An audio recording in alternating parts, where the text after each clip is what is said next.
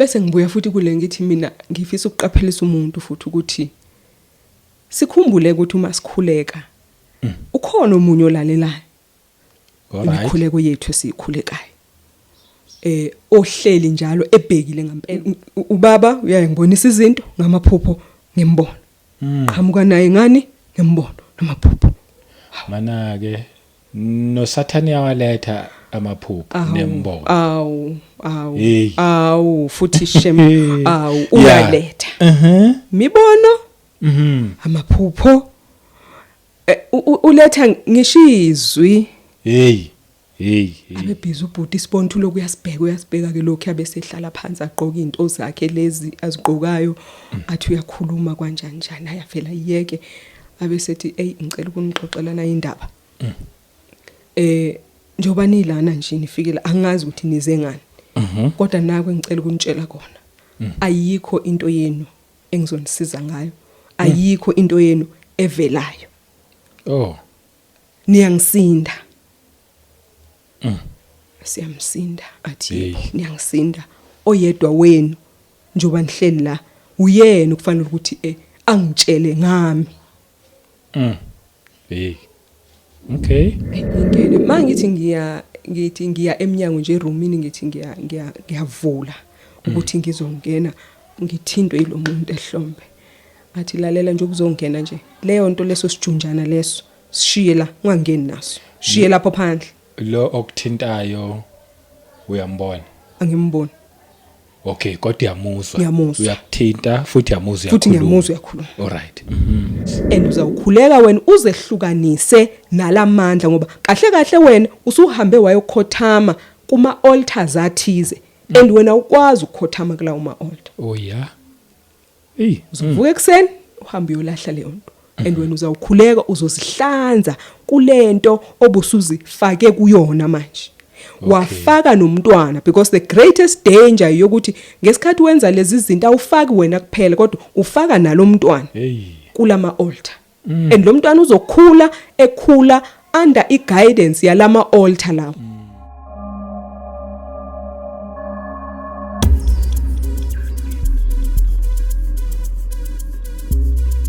Welcome once again kwiKota 2 Media igama lami ngumduduzi ngwakashabangu siyabonga siphinde sahlangana namhlanje kungumusa nje kaNkuluNkulu mawubona le channel yazike nje ukuthi akukho sikukhulumayo la sikhuluma nje izindaba ezithinta umuntu kanye noNkulunkulu izindaba lezi ezimnandi kwesinye isikhathi ifika engazathi ziyazwela impela uza ukuthi hey kodwa ngathi ziyazwela lezi zindaba kodwa eqinisweni ekugcineni ziletha ubumnandi kumuntu ozozamkela ngithi njani welcome wonke umuntu obukelayo mangabe yaqala ukuhlana nale channel ikhulileka sakwamukela la ekhaya na ungakhomenta ulike ushare futhi wazise nje nabanye ukuthi hey man kukhona indaba ezimnandi ezitholakala kule channel angedwa ke namhlanje ubuyile futhi usisimpume ngiyajabula nje kakhulu ukuthi ubuyile usiphathele futhi enye imessage ezanayo but ake ngiyekele nje kuyena konke but ake siqaleke kodwa ngokumbulisa sisiphume siyabonga uphinde wabuya futhi ngiyabingelela Mr Shabangu ngibingelela ababukeli beKota 2 Media sibonga uNkulunkulu ngethuba phinde walikhanda namhlanje ukuthi siphinde sibe ndawonye sizoxoxa nje zona indaba zasekhaya kuumusa ke kanti futhi kuyiprivilege engafanele ukuthi siyithathe kancane ngiyakholwa futhi ngiyathemba ukuthi uNkulunkulu namhlanje kukhona lokho afisa ukusisiza ngakho kuphela nje udinga thina ukuthi simlalele sizwe ukuthi uthini bese siyakhuleka sibuze kuye ukuthi ngabe ngempela nalokho udinga ukuthi sisizakale kuko yini mhlambe ngiyacabanga ukuthi siyozihlola nangako nangezwi ukuthi ngabe mhlambe kukhona yini la ngitholakala ngisesimene esifana nalesi nokuthi ngiyosizakala kanjani sayicha asibonga nje ukuthi ukhona nokwendlala kamnandi ukuthi umuntu akhuleke akufuna ukusizakala but ke kukhona konke ngwena ophethe topic yanamhlanje uma ngabe topic I don't know usiphathelini angizange ngikubuze before wena wazi angazi yazi ukuthi mangathi itopic angazi ukuthi ngayibeka kanjani itopic yakhona kodwa ngiyacabanga ukuthi uma ngabe kungafanele ukuthi ngiyinikeze le topic kungaba ukuthi uNkulunkulu usiqwashisa nge-idolatry nkosiyami isilungu isiZulu usiqwashisa ngoku ama-idols ukhonza ithixo usiqwashisa ngokuthi ziyingozi kangakanani kithina nokuthi ufisa ukuthi sibalekelane nazo kangakanani. Oh yes, okay. Omunye uma ngabe isikhathi esiningi kumzalwane osindisiwe namhlanje ongathi mayezo sikhuluma kanjena athi nje mina ngisindisiwe ngamukela uJesu Kristu as my Lord and Savior.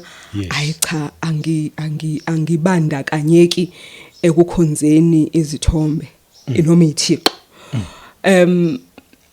Le topic indlalekile kakhulu. Kubalulekile ukuthi siqaphelisise kuyona sikwazi ukuthola ukuthi yizini ithixo ngoba uma sikhuluma ngendaba yokukhonza ithixo kusho ukuthi isithixo yileyo nto oyibeka phambili ngaphambi kukaNkulunkulu onikezela iattention kuyona bonani unikezela uNkulunkulu oyithanda noma ozuyikhonze ngaphezulu kukaNkulunkulu. Oh yes. Kungakho ngisho igama masithi uNkulunkulu uzwe kuthiwa oNkulunkulu ngoba kusho kona ukuthi kukhona labo uNkulunkulu abancane basemhlabeni abangazange badale abanye babo badaliwe abanye bakhandiwe kanjalo kodwa manje kukhona lo uNkulunkulu uyayizwe kuthiwa athi umuntu ngikhonza the God of the Bible ngoba bakhona laba abanye uNkulunkulu kodwa akusibona laba abe creation akusibona laba abadala yonke into yayikade ingekho wayidala uyedwa ke loyo. So ke siqwashiswa kubaphi ke siqwashiswa kulaba ke manje abakhona la emhlabeni othola ukuthi ke kaningi kakhulu njengabantu siyabathanda siyabakhonza ngaleyo ndlela nje esibakhonza ngayo. Oh yes. Kungenzeka kube isithixo sakho kungaba umuntu ngaba isithombe kungaba into oyikhonzileyo kungaba imali nje siyayisizwa izwi laNkulunkulu lithi ungeke ukhonze uNkulunkulu noMamoni kuyisithixo semali. Zonke lezi kuningi kakhulu kungaba into esithi hayi innocently nje yokuzi entertainer kanti asazi ukuthi sekunesithixo lapho phakathi. Including nento yokuyi-entertain. Okay. Zikuningi kakhulu umzali uma nabantwana kukhona lento ukuthi uyafinyelela ezingeni lokuthi uma umzali ugcine unomntwana idolizayo. Oh yes. Or umntwana agcine idolize umzali.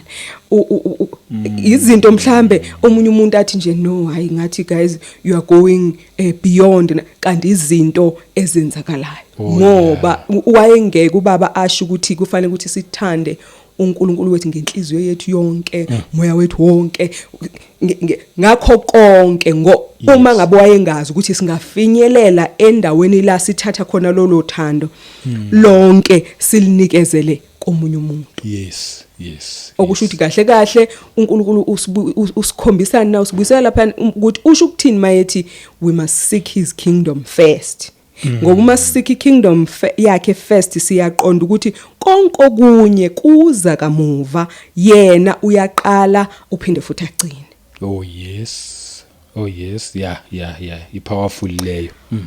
So ke i-testimony yanamhlanje indawo la ubaba angidlulise khona ke ekutheni engicabanga ukuthi ke manje wayesezo istempu sokugcina sokungikhombisa ukuthi lezi zinto esithembela kuzo sizitshela ukuthi kungabe kukhona amandla kuzona nani ezongikhombisa ukuthi kahle amandla ezinawo anjani.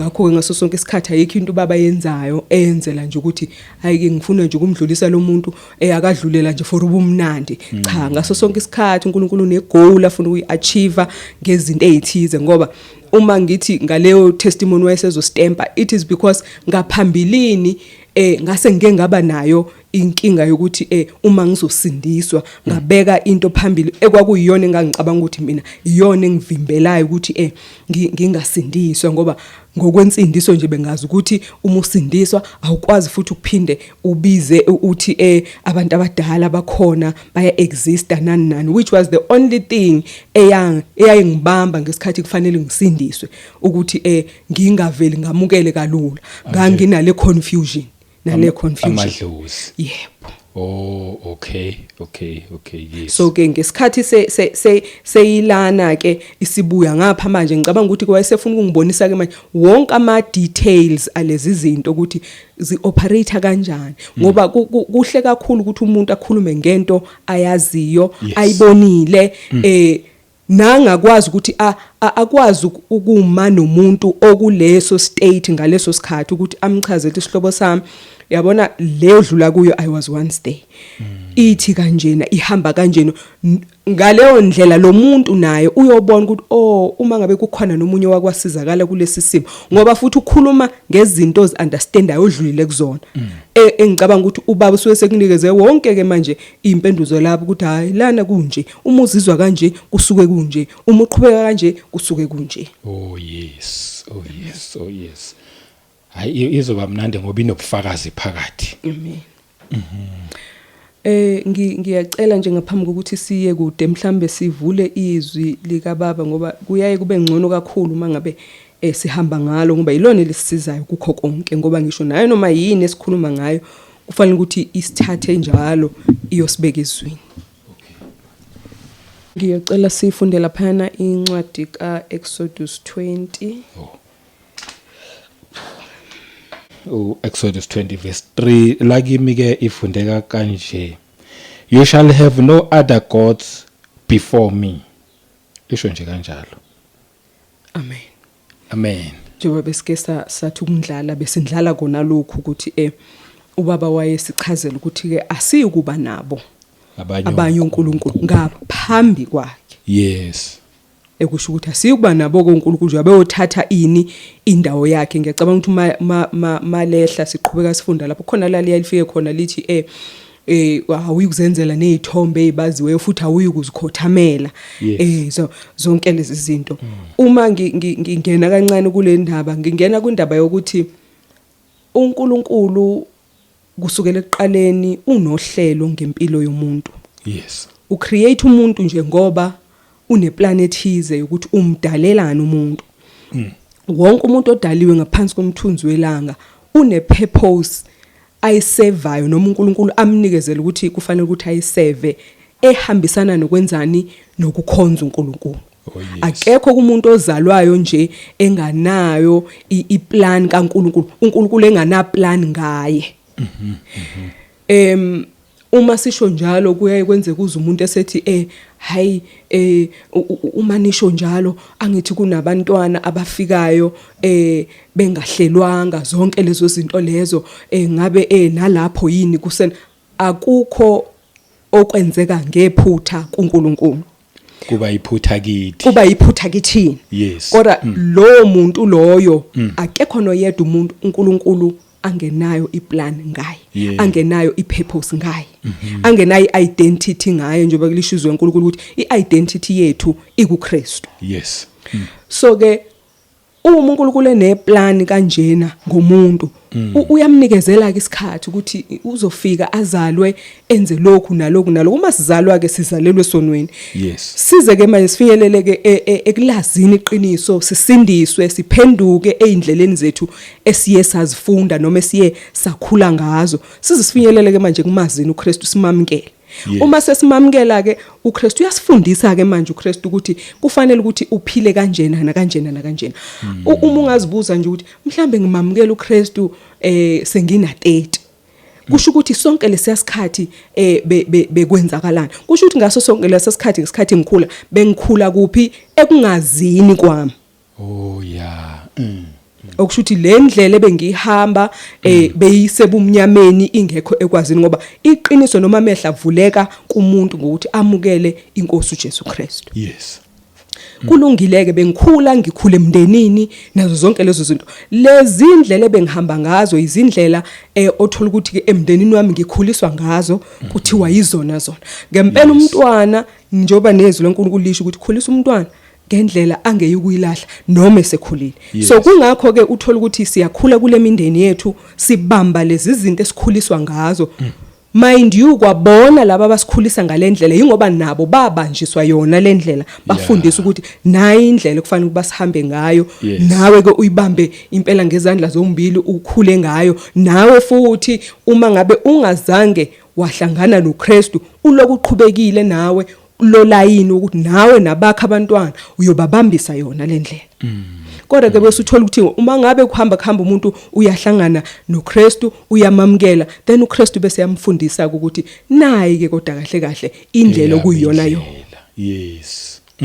then bese uyaqala uyamangala manje ukuthi awu nalokho uyazi bengitshela ukuthi into yokuphila lena and futhi bengizwa nje ukuthi ekhaya siphila kanje isenza njena bese uKristu yakufundisa ukuthi ubaba unendlela yomuntu nomuntu okuyindlela ehamba ekhanyeni eyindlela yokuthula eyindlela engahlukumezi omunye umuntu ukuze wena uphumelele so ke ezinye zezinto kufanele ukuthi siziqaphele kakhulu ukuthi konje lezi indlela esisuke esikhuliswe ngazo siyahluka yini kuzo uma ngabe sesikuKristu ngoba sikwazi ukutholakala sisahamba ngalezi yazindlela leziyana kodwa sibe sithi manje sesikuKristu ngoba lithi izwi umuntu omdala usuke senjani usuke sedlulile sekuvele manje okusha iba kanjalo impela bese ke ngicela ukuthi sifunde laphayana scripture sesibili laphayana encwadini kaHosea uchapter 4 uverse 6 okuyivesi nje silithandayo njengabantwana bakaNkuluNkulu Hosea 4:6 it like me my people are destroyed for lack of knowledge.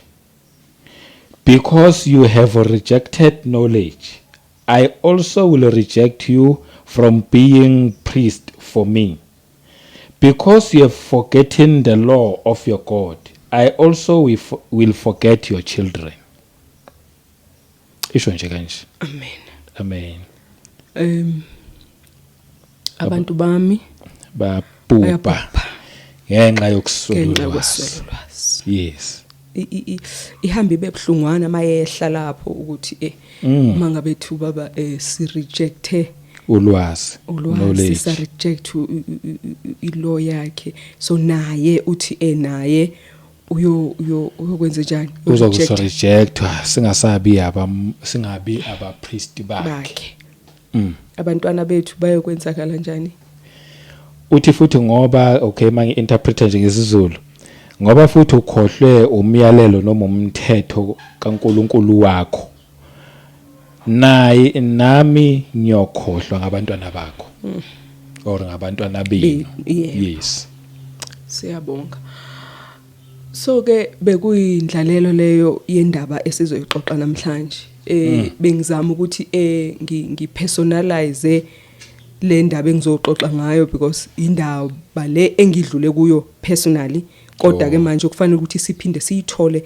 nasezwini likaNkuluNkulu ukuthi ke zihamba kanjani lezi zinto yes uma ngiqala le ndaba kunesikhathi la ngonyaka ka2018 okay ngo2017 ngiyakhumbula ukuthi kwaku December ngaqala ukukhuleka umkhuleko owawuthini umkhuleko owawuthi ngangim-blackmaila ke uNkulunkulu uma sengihlala nje sengibuka kahle manje ukuthi no kahle I was blackmailing God ngalomkhuleko and bese kumkhuleko bese ngikhuleke like indaba bengiyayingxoxe ngayo kubaba kaningi indaba yokuthi ngithini ngithi mina ngazalelwa emshadweni yebo kodwa ubaba zange angikhulise wabhunguka ebuncaneni bami so angilazi uthando luka baba yes right ngiphinde ngithini bese ngithi sengikhula ke kwifamily futhi angizange ngibe naye ubhuti empilweni yami. So ke bengiyake ngithi kubaba mina uthando oluhambisana ne male figure angilazanga empilweni yami. So ke ngithe mase ngifika kulomkhuleko ke engikhuluma ngawo ke manje ukuthi iwona engangiblackmaila ngawo uNkulunkulu, because ngangihlale nginesikhala nje sokuthi ngifisa ukwazi ukuthi uthando luka baba kube into kanjani, uthando luka bhuti uyuzwe nje omunye umuntu ethi nje hey ngithe isimo sesinje ngafonela ubhuti nje wathi hey kwanje zonke lezo zinto lezo. Yes. Nje ngikhule emndenini omncane ngendlela eyisimanga, so ikhona lento engicabanga ukuthi mhlambe ngangine void yayo ukuthi nje ngosami laba efamily into kanjani. Okay, kuze kufika kwipoint la ngimblackmaila khona ke ngoba ngangithini ngalo December ngathi mina ngikhulekela upartner manje. Ngokukhuleka kwami emqondweni nami ngithi mina kubaba since ngingazange ngaba nalo lothando luka baba ngazange ngaba nalo lothando luka bhuti, ngiyacela ukuthi amana ngisizeke ngopartner ukuze ke at least ngiyacabanga ukuthi upartner mangimtholi yokwazi ukuthi ke lesi sikhala sivaleke ngenxa ukuthi isikhona le male figure empilweni yami. Yes. Ngaqala ngawukhuleka ke lo mkhuleko futhi nje ngaqina kuwona. I'm not even aware ukuthi nendlela engukhuleka ngayo. At the same time yebo kukhona la izwi lenkosi lisho khona ukuthi ungamkhulekela upartner uma ubona futhi ukuthi endleleni yakho uzophazamiseka nani umkhulekela ukuze ungeke ungena kuphi esonweni nazo zonke lezo zinto. Kodwa mina indlela engangikhuleka ngayo I realized after ukuthi no, I was blackmailing God ngalokho. As if mina bengazi ukuthi uma ngikhule under le figure le kuzoba nje noma uma kabe bekhona lokhu bekuzoba nje. Okusho ukuthi kahle mina ngase ngifisa ukutshela uNkulunkulu ukuthi hayi plan yakho bekufanele ngabe beyinje. Fanele ngabe babami sangabhunguke, fanele ngabe ngaba nobhuti. Kahle I was saying to God my life would have turned out much better if bekukhona laba bantu. Yeah. Okay, so I started praying kwaze kwafika January. I'm praying that prayer. Ngifisa futhi ukuthi kucace emntwini oyobukela la noma uyolalela la ukuthi uNkulunkulu akalenzi iphutha. Each and everything eyenzakala ezimpilweni zethu usuke ngalele uNkulunkulu. Yes. Akukho ukuthi usuke ngaboni futhi akukho ukuthi usuke ngazi. Ayikho nje into eyenzakala ezimpilweni zethu eba yisurprise kuNkulunkulu ukuthi nje awu kwenzeka lo. He knows the end from the beginning. Yebo.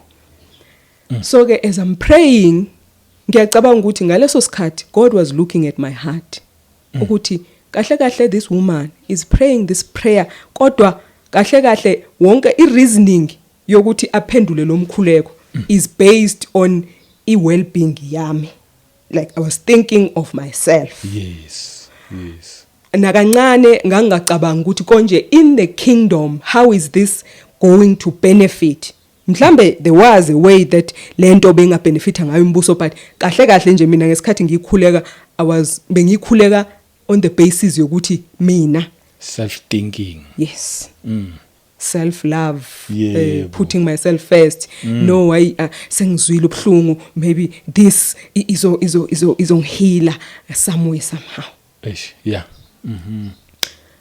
Bese ngibuya futhi kule ngithi mina ngifisa ukuqaphelisa umuntu futhi ukuthi sikhumbule ukuthi uma sikhuleka ukhona umunye olalelayo. Imikhuleko yethu esikhulekayo. Ohleli njalo ebhekile ngempela ukuthi konje ngingamthola kanjani lo mzalwane, ngenza njani, ngingenze njani. Ngifuna futhi ukucacisa ukuthi ngalesikhathi mina ngikuleyo season yempilo, as much as uNkulunkulu kukhona izinto asengibonise zona ezinamandla ezithusayo nengazi ukuthi ngempela bekungebe isandla somuntu lesi, kodwa kahle relationship yami noNkulunkulu beyingaqinile ngalolo hlobo. Oh yeah. Ngoba if beyiqinile ngempela bengeke ngikhulekele umkhuleko on the basis of indaba yami nje ngoba kahle uma ngabe sesikholwa simamkelile uKristu ngempela kuyena obusayo empilweni yethu, everything that has to do with us iqala ngoKristu. Yebo. Khuleka umkhuleko ulaleleke uSathane, masibeka nje kahle ulalele. Omunye olalelayo lo uma ngabe sikhuleka. Masikhuleka. So ke lento ngishiso yina ukuthi siqapheleke ukuthi akuzona zonke izibusiso ezivela kuNkulunkulu. Oh yeah. Uma isitha silalela naso siyakwazi ukuthi silethe lento esithi thina siyayikhulekela kodwa kusuke ngesiyona, kusuke kuyi counterfeit noma kusakhanya kanti akusathi kwayena ngithi uzenza ingilo sokukhanya. Amen. So uletha nezinto engathi yizo kanti akusizo. Ngingakhohlwa lokhu ukukhuluma ukuthi uma sizalwa noma ake ngithi uma siphenduka manje samukela uKristu. Yes. Okay, ngiqalela. Uma siphila nje singakasindiswa. Asiyona ingozi noma siyona ithreat kuSathane. Aya simthusi nje. Khose singabakhe. Nje. Ngoba ayikho into oyenzayo eyenza ukuthi kume ne danger nyana embusweni wakhe. Asinalwazi, siziphilela nje ngendlela yena abeke ngayo, meaning a system of this world. Ngoba i system of this world is run by uSathane. Unikeziwe kwamanje lelo thuba lokuthi akabuse la. Wehliselwa lana nje ukuthi uyabusa la. Omunye kangathi hawu uNkulunkulu uyabusa kodwa unikeze lesandleni sikaSathane njengamanje la emhlabeni ukuthi abuse. Kodwa uma ngabe wena wamukela uKristu akakwazi ke manje uSathane ukuthi akubuse. So uSathane ubusa kuphi? Kulomuntu ongamamukelanga uKristu, onganalwazi ngaye, umfida yonke indlela yokuphila izwe elifuna umuntu aphile ngayo. Yes, kunjalo. Kungakho ke ubaba eqhamuke sethi we must be set apart. Siphile impilo yasekhaya ezulwini sikuphi? Sikhona la emhlabeni. Yes. Walalela ke. Thema bengisaye kulande echazeni la ukuthi okay masingakakholwa sihamba ngalendlela futhi sizitshela ukuthi iyona nani. Kanti futhi ke into okufanele siyiqaphele ukuthi abantu uma bebona into isebenza kubonakala ngazathi leyo nto injani ifanelekile. Oh yeah. Noma iliqiniso. Ngoba yenze njani? Iyasebenza. Because it works, it must be true. Kanti uthola ukuthi silona iqiniso. Iyasebenza kodwa. Bese ngiza ngapha ke sayidini ekufanele ukuthi siliqaphele kakhulu thina njengabantwana bakaNkulunkulu. uSathane imission yakhe enkulu kunakho konke iworship. uSathane ufuna iworship okufanele ukuthi ize kuNkulunkulu, ufuna ukuthi ize kubani? Kuye. Sine idol worship namhlanje, sina yonke inhlobo yesithixo sicabangayo nani. uSathane nje uinvente yonke indlela angayi-inventa ukwenzela ukuthi umuntu angaworship uNkulunkulu wakhe, ubaba wakhe, kodwa worship yena. He doesn't say it out loud ukuthi ngifuna ningikhonze nani ngifuna nizokhothama kimi nani. Usebenzisa ama schemes, ama plots, nama tricks nje zonke lento leno ukuthi ningaboni ukuthi kahle seniyangikhonza. Uqhamuke genuine too good to be true nje nani. Kungakho into yakhe ingeke uyibone ukuthi hayi ma ngaphandle kokuthi ke manje usizwe ngubani? Umoya oyingcwele ukuthi hayi mntanami akusiko lokho, kunjena lana, akunjena la, kunjela. Yes. Ngoba ngaso sonke isikhathi uSathane uma esikhohlisa kahle wabona ukuthi kufanele ngibajoyine ngenzathi ngihamba nabo ukuze bengekubona ukuthi kahle mina ngine trick engifuna ukuyisebenza kubona. So nje indaba enkulu yini? Iworship. Kungakho babethe ungabi nabanye uNkulunkulu ngoba bakhona labo ozobakhonza kodwa manje awukwazi ukuba nabo ngoba if ube nabo kusho ukuthi ke wena usuyilahlile vele iplan yethu ngoba mina kahle ngidalela ukuthi uzokwenzani, uzokhonza mina la emhlabeni. Yebo. Ngiyakuzwa. Indaba ke basekutheni usathane njalo uhleli uqaphile ukuthi yazi umpume besihamba right ngalendlela elaphayana esahleli endaweni la engakhonzwa khona ubabakhe nani nangu usemnyomulile lapha. Usho nje besemnyomulile laphayana usezogijima ke futhi manje neqiniso lelika babakhe afunda indlela yokuthi kahle kahle ubabakhe ufuna ukukhonzwa kanjani. Ake ngicabange manje ukuthi ngizomthola kanjani futhi umpume ngoba isitha asigive up. Akekho umuntu okhuthele njengoSathane. Ayekho umuntu ongagive up njengoSathane. O-consistent, omayo entweni up until azayibone imanifest. Hey. Yeah. Sengithandazile ke usewuzwile umthandazo.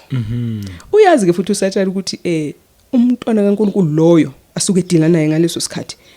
Ba communicate kanjani nobabakhe ukuze ngingeyuqhamuka ngendlela angayazi ngoba uma ngiqhama ngayazi uzoxwaya. So ke manje ngiqhamuke ngayo le ayasiyo. Waqhamuka ngayaziyo ke. Ngeke ngiyaziyo ngijwayele. Ubaba uyayibonisa izinto ngamaphupho ngembona. Qhamuka naye ngani ngembona namaphupho. Mana ke noSathane yawaletha amaphupho nembono. Awu futhi shem uyaletha. Mibono amaphupho uletha ngishizwi. Hey. Ukuze ubone ukuthi hayi man bengeke uSathane avele ngevesi kanti lithini izwe uNkulunkulu mayethi uyaqhamuka masquerade as an angel of light. Yes. Uqhamuka phela ingozi engilo sokukhanya. Ukuthi nje ngampela ngoba umpumu ujwayele ukukhanya. Usipho ujwayele ukukhanya. So angiqhamuke ukukhanya. Yeah. Qhamuka ke sengilethela ama visions, maphupho. Sengiyambona uPhathina engathi sihlele emotweni, ngihleli on the left hand side, uhleli on the right hand side. Wayidlala lento bazalwane. Ngaze ngabona ukuthi hayi uNkulunkulu impela uyayizwa umkhuleko yami. Kungekudala ngempela lo muntu nangu uyangikhombisa yena nani uzoqhamuka lo muntu. Waqhamuka futhi. Eish. Yena lo muntu. Waqhamuka lo muntu. Futhi uma sekwenzeka ngempela uqhamuka in a setting yemoto, ngihleli ngapha, uhleli ngapha.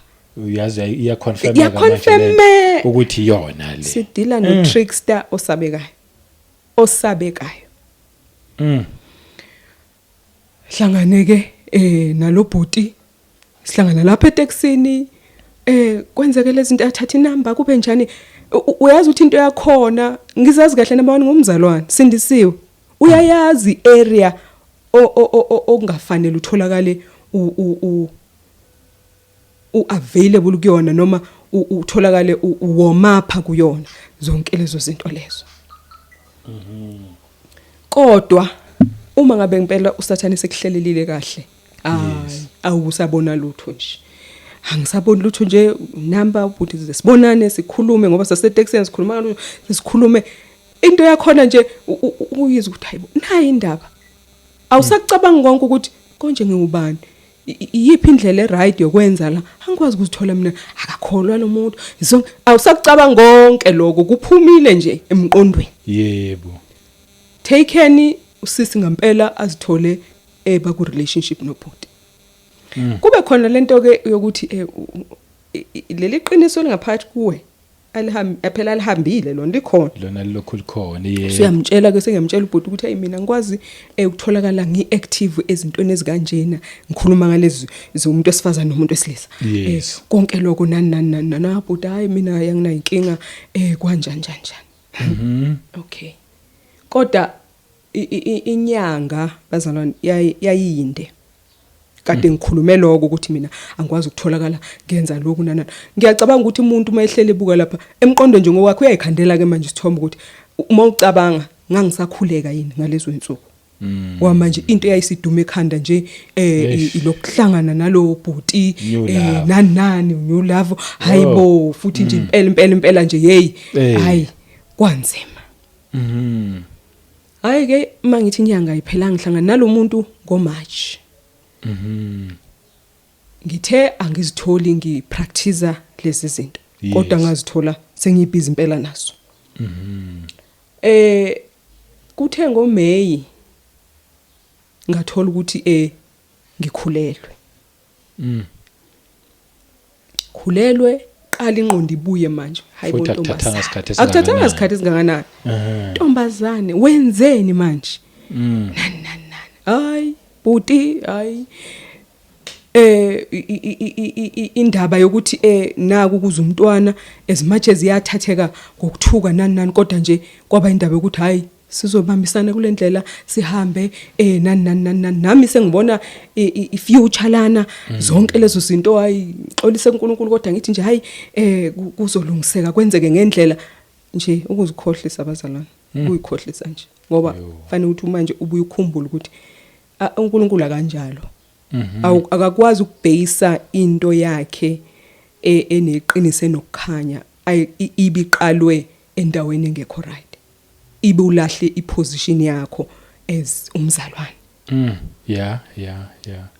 Ngingayi kakhulu mhlambe kwi story la mhlambe siphathe omunye umuntu ongathi mhlambe mayilanga mayesilalela aphathe ngaleyo ndlela aphathe ngayo but ngifuna ukuveza ngeside lami lempilo side lami lokholwa nokuba umntwana kaNkulunkulu. Yebo.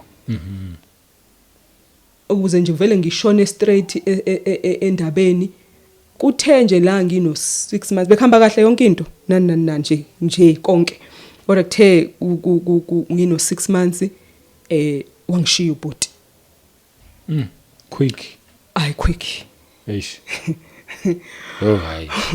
6 months yeah ngasala ke nale bhani in the oven. Ngingedwa. You can imagine ke indlela engangiyona emotions enganginawo ukuyisola ngesikhathi at the same time ngiyisola ubhlungu manje ngibizwayo ukuthi ke as much as ngizisola ukuthi ngizifake ephutheni sengisele ngedwa futhi kuleli phutha akafiki ngisho ukufika lo muntu emhlabeni kwakuyinto ongayazi kubheke phezulu. Ufika yena njengomuntu osendisiwe noma ubrother nje? Cha bazalwane akasindiswanga nje phila nje impilo yakhe yena yasezweni. All right. Ngasala ke lapho kulontosana ku 6 months nomntwana nezathu zakhona futhi zokuhlehla azizwakali. Kodwa ilanga aqonda khona ukuthi ngempela into mangabe ingasave ipurpose kaNkulunkulu empilweni yakho wena muntu na kanjani iyohlakazwa ngaleyo ndlela iyohlakazwa ngayo. Ngifuna ukugijima ngiye kule ndaba ekuyona sihlangene ngayo namhlanje. Azafike ke umntwana emhlabeni ku December ngayo 2018 intombazane yami nje ngithi noma ngihlala ngibuka ezinye zezinto ubone nje ukuthi yazi ukuthi uNkulunkulu uma kuthiwa uthatha isimo esingasebenzeli asenze sisebenzele namhlanje ngiyabuka nje ukuthi I cannot imagine impilo ngaphandle kwaleya ntombazane. Oh yeah. Ngoba kukho konke ke uma sesibuyele enkosini sizisola siphenduka ngempela umnene ke manje ukusiza ke kulezo zima akathi uNkulunkulu wena awubuzanga kimi awuconsultanga nami uhamba wazenzela into oyithandayo nani mawusuthi uyabuya suka la iduzo kwami angifune nje nakwalutho uhlala nje evula izandla uma kuukuthi ngempela siyaphenduka sibone ukuthi sishayisile ngendlela eyisimanga sizisola sibuyela kuye uyasamukela. Yebo. Kuqaleke u2019 ekumtholeni kumntwana abazalwane wagula nje lo mntwana kusuka nje ekuzalweni kwakhe engicabanga ukuthi ukugula kwakhe kwaphela ngo-October ka 2019. Kwakunezikhathi njalo ebusuku makungo-11 umntwana uyommemeza kuqansa imithambo kwakhona ayayibona every day around 11 PM. Oh yes. Nani dlala amahlangothi umntwana wenza yonke lento lena. To extent ukuthi wawungaze uthi lo mntwana sifo sokuwa. Oh yes. Into ezikanjalo. Ngoba ngacishe ngamisa ngisho eclinic kodwa nje ngiyacabanga ukuthi uNkulunkulu njalo uhleze khona ukusisiza wenza nje ukuthi ngakhuluma nenye umunye umzalwane nje wathi umzalwane lalela imimoya leyo ehlasela impilo yalo mntwana. Unawo many years ngaso sikhathi? Akakabi na inyaka. Mamanzi. Ngoba ngisho nango October kwakusese amamanzi lo muntu ezokwenza unyaka ngoDecember. Hey, yeah. Ephila nje leyo mpilo enzima umntwana uthi uma umphethe kudlale iside leli nani ulibone edlala la phezukwakho unyawo lodlikiza zonke lezo zinto lezo. Bese ngitshela lo muntu esifazane lalela khuleka lapho wahambisa lo mntwana bazofika bakubuza ukuthi wenze njani bazomdiagnose lo mntwana bakutshela ukuthi unesifo sokuwa umntwana uyodliswa amaphilisi umthola ukuthi umntwana bengadingi amaphilisi esifo sokuwa zonke lezo zinto lezo. Ngempela ngamkhulekela umntwana ngamhambisa ngimkhule nje wakhula nje ngokuthi ngangimbeka la mase kushaya lezo khathi nje sekuthi bomakwarothi siyalunga vele sengiyambeka la bayalala bonke abantu la endlini ngiyaphasa up and down la endlini ngiyakhuleka azazumeke alwe azazumeke khona lapha eqolo. Okay, ngiyadlula ngigijimela kwindaba yelontuzana yama idols. Uma abazalwane uzifaka esimeni la uhlanganisa uNkulunkulu nezinye izinto uzithola ngempela uba sebunzimeni.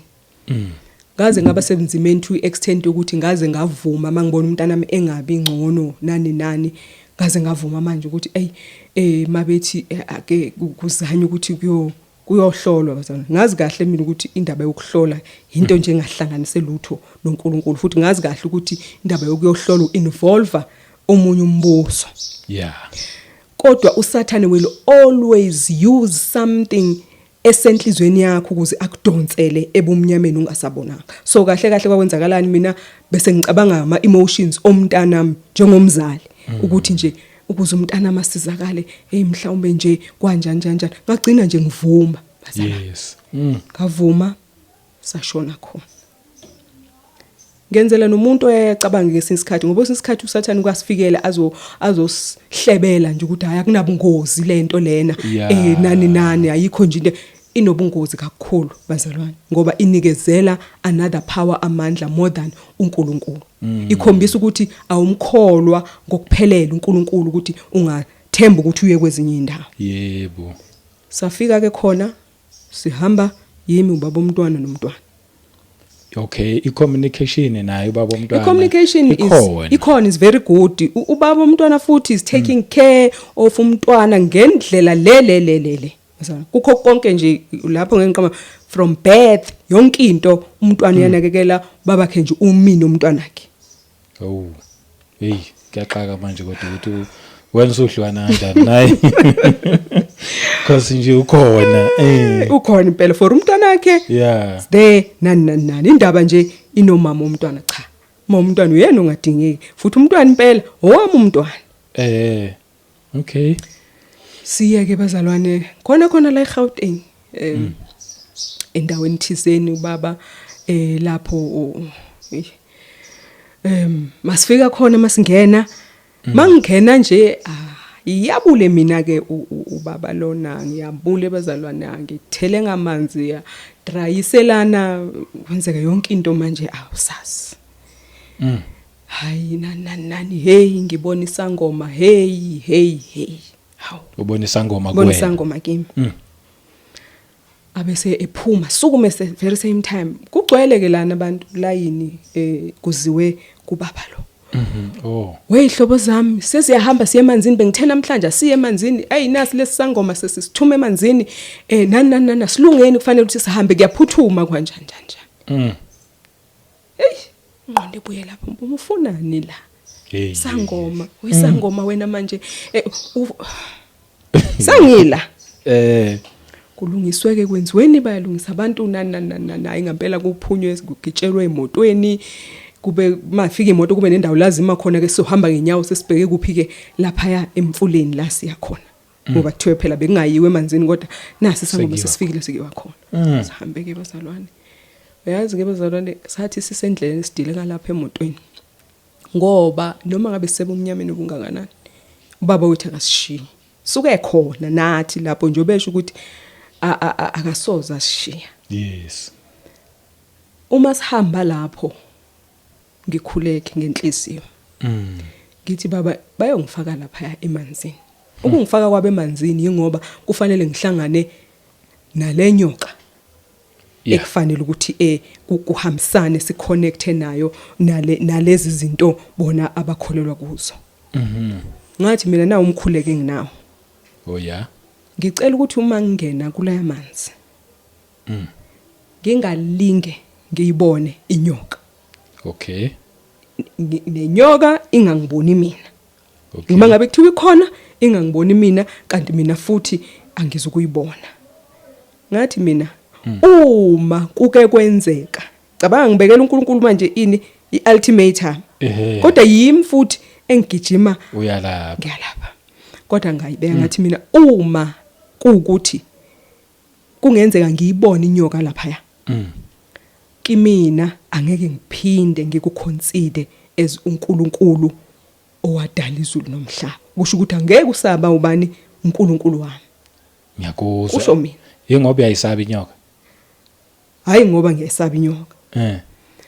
Ngiyacabanga ukuthi ngangikhuleka kanjalo ngoba nginokuthi ngiyalazi iqiniso lokuthi le business yalento yenyoka nalobo bungoma nani kuhamba ngayiphi indlela. Oh, okay. So ke manje if it happens ukuthi lezinto zabo abazishoyo seziyenzeka ngempela kusho ukuthi lo wami mina engithemba kuye though ngimlahlile njengamanje ngigijima la eindaweni zabo kusho ukuthi kahle akasebenzi. Oh, yes. Akusilona iqiniso leli engingalitshela umuntu ukuthi uNkulunkulu uyilokhu. Oh, okay. Sahamba ngempela ke afika ke kwangenwa khona ke. Kungena ke abantu besilisa kuqala ke bangena emanzini babengena nje bafakwe emanzini baphume nani. Bese kushiwo ukuthi kuwe abantu besifazane thiwa siletheleni ke loya umuntu wesifazane. Azalwana. Angena emanzini ngamiswa la njengalapha uba uphakathi ke yena isizibeni lesi. Mina ngamiswa lapha njengalapha ula yena uphethe ibhakede lu-20 liter akhe amanzi angifaze ngawo lamanzi eza ngamandla amanzi azongilahla phansi ngempela ngilahle phansi uyathandaza yena uyahleka uyakhuluma wenza konke aphinde futhi abuye ngelinye ibhakede ashaye kube yileyo ashaya kabuhlungu not kamnandi vele intention yokuthi angishaye ngalamanzi ngilahleke phansi kwenzeke whatever yenzakayo vuka bese yasho vuka futhi uvukeke umeke. Ngisayitshela nje ukuthi hayi kuzoba ileyo process nje kodwa kanti angibuzanga ke langeni abese yeza ke manje angibambe ngempahla la ngemuva alaqala khona ke ukungifaka phakathi ke. Kathi ngifaka phakathi uyaxoxa ke nalaba mina ngilanga phansi. Yena nje ucindezele nje. Mina nje ngene konke nje uqobo lwami lonke ungene la. Uyaqhubeka yena ukhuluma nabazalwane la ngaphandle. Hey. Kube khona uma ngena nje emanzini kube khona umuntu othi kimshi uvala amakhala uvala amehlo. Ngabe ngisemanzini kodwa uvala namehlo ngaphansi kwamanzi. Bathi nje vala amakhala uvala amehlo ngempela ngangenza njalo. Fike ngibeka isandla emakhaleni ngivala amehlo. Ngiyozwa ngaye mayise ngidonsile uma ngifika phandle ke ngaxhifiza ngenzani ngicollector nomoya ke manje nani zonke lezo zinto nani ngilinde futhi akhuluma aphinde futhi yo hayi cha kwakunzima ngendlela eyisimanga kwaqhubeka lento isikhathi eside ngaze ngiyeza ukuthi uyabona ke manje ngiyaluza strength angisazi ukuthi ukone kuyikuphi amanzi nje wodwa bazalwane siyawazi uma ngabe nje umuntu mhlawumbe obhukudayo uyathi amanzi akhathaza kangakanani noma ngabe kuthiwa nje uyabhukuda nje wena kuyiwili yakho nani ayakhathaza kangakanani ke uma ushovwa zonke lezo zinto. Kodwa ke ngangilongizwa nje istrength esikhona esingisizayo phela kwaze kwafika isikhathi la angikhipha khona ukugcina ke ngesikhathi engikhipha kokugcina mangithi ngiyabheka ngithola ubaba lo umuntu angithi ula ubaba umntwana sisonke la waye approach ngathi ngidakiwe amanzi ngaleso sikhathi nginto ungazi kodwa wangibona eza ngoba uma sengiphumile amantombazana amabili akoyiwona esephethe umntwana nami athi wona hey hayi bekunzima umkhulu into abeyenza lana nani bekukhala umntana wakho kukhala ubaba umntwana hayi ngeke nani bekunzima kakhulu kodwa nje ngabonga inkosi ngaphuma lapho bazalwane ngahlala ngaphandle kulungile ke kwadlula lapho nokuphuma lapho ke into besizele thina la azange ngithole ilontuzane angeke ngithi saphuma neoutcome okuyona mhlambe sathi kwagcina kuyileyo sosangoma esiboniwe nani zonke lezo zinto lezo wakutshela ukuthi mhlawumbe uzohlanjululwa noma uzobhabhadiswa noma uzokwenzwa akasho kodwa nje kuyiwe emanzini kodwa fanele ungene emanzini okay fanele ungene emanzini yeah ayike size sihambe ke lapho siphinde endleleni mase sihamba sesiyabona ukuthi lo muntu kahle kahle injongo yethu nanga umuntu esifuna sizakala kodwa manje kuzohlangana ezinye izinto so uyabona yini ukuthi lena kwakuyindlela nje kaSathane yokusebenza bani mina yeah okay siphume lapho ke ngalolo suku siphinde sixoxe ukuthi kuphi la singa ithi nje lento ibhekani futhi kwenye indawo kuze nizosizakala nani ngakusasa saplan ukuthi sizoya kwenye indawo ngase Jabulani hostel or something mangikhumbula kahle sabheka khona ngakusasa bazalwane yithi nalo mntwana ayike lapho safike sangena ubhuti nje wayesemncane ngekhulile kangako sahlala phansi masihlala lapho phansi abe busy ubhuti isibonto uyasibheka ke lokho yabe sehlala phansi aqoka into zakhe lezi azigqokayo athi uyakhuluma kanjani ayavela iyeke abe sethi ngicela ukunixoxelana indaba njoba nilana nje nifikela angazi ukuthi nize ngani kodwa nakwe ngicela ukunitshela kona ayikho into yenu engizonisiza ngayo ayikho into yenu evelayo niyangisinda siyamsinda athi niyangisinda oyedwa wenu njoba nihleli la uyena ukufanele ukuthi angitshele ngami okay sithule sibhekane athi ngakho ke ngeke ngize angifuni ukuniqambela amanga ngifuni ukuthi ngize ngithathe imali yenu ngithi kanjani mhlambe ningangixoxela nje ukuthi benize ngani kodwa kimina kuvalekile bafethu lo muntu lo ungivalile yeah ayike sixoxe ke indaba ke manje ukuthi sihlushwa umntwana kanje nani athi nayi mhlambe nganisiza ukuthi nginenzele intambo ngisazi nani nginike ini mzonishisela umntwana ekwathini kwagcina nje kuyileyo nto kuleso story ngempela ke enze leyo ntambo asinikeze leyo nto angazi kwakufanele ukuthi siphinde sibuye sizolanda ini kodwa ikhona into kwakufanele ukuthi sibuye sizoyilanda yes nani ayike sibongeke sihambeke sihambeke sibuye ke nami ngiyela la ngihlala khona noba umntwana uyela la ihlala khona sivumelane ukuthi siyathemba ukuthi umntwana usezoba right kanjani ngihambe ke bazalwane ngingene esangweni mina la ngihlala khona sekuntambama vele ngingene mangithi ngiya eminyango nje eroomini ngithi ngiyavula ukuthi ngizongena ngithindwe yilo muntu ehlombe athi lalela nje ukuzongena nje leyo nto leso sijunjana leso sishiye la ungangeni naso shiye lapho phandle lo okuthintayo uyambona angimboni okay kodwa uyamuzwa uyakuthinta futhi ngiyamuzwa uyakhuluma alright athi beka phansi leso sijumbu ungangeni naso sibeke nje lapho ungangeni naso lapha endlini futhi nje ngevoice yokuthi lalela le instruction ngempela ngilontuze bazalwane ngibeke phansi ngingena ulele ke manje umntwana ngene naye nesikhwama sakhe ngithi mangimbeka nje phezulu kombhede athi lo muntu lo bengitshela ukuthi angilontuza ngishiye phandle abesethi isusa isigqoko lo mntwana mvule nje mlalise umnabise lapha embhedeni thandazela lo mntwana kusuka phezulu okhakhayeni yehla naye mlula iminwe le uzuyofika kuleya yasenyaweni konke mlule nje lo mntwana mthandazele uphinde umphendule umthandazele yes athi kwenze manje ulele kumntwana wathi hayi ngempela athi beka isandla khayini ngiye ngempela mkhukhele wonke umzimba athambe eminweni lo mntwana loyo mkhulekele ngegazi lika Jesu gcobisa igazi la Jesu nje lapho libhiqa ngikhuleke zange savuka umntwana uthi wenza ngegazi lika Jesu hayi igama this time ngegazi okay ngiqede kumkhulekela umntwana athi mboze ke manje mlontuze lalisa umntwana ulele vele lalisa umntwana ngithule ngithi ngizamile ngithukile kanjalo kungathi ukubona kube ngathi ubuye ingqondweni ngathi bongekho engqondweni yeah uyabuya manje engqondweni Ngisenjalo nasi isijumba sisalile ngaphandle. Ngivala umnyango, ngithandaze manje ngiguqe ngithandaze. Emva kokuqeda ukuthandaza ngithi mina lesi sijumba kuthiwe ngangeni naso na kanjani asikwazi ukulala la endlini. Kusho ukuthi asihlale khona lapho phandle. Ngisithathe ngiyosibeka eduze kwedustbin. Ngilale.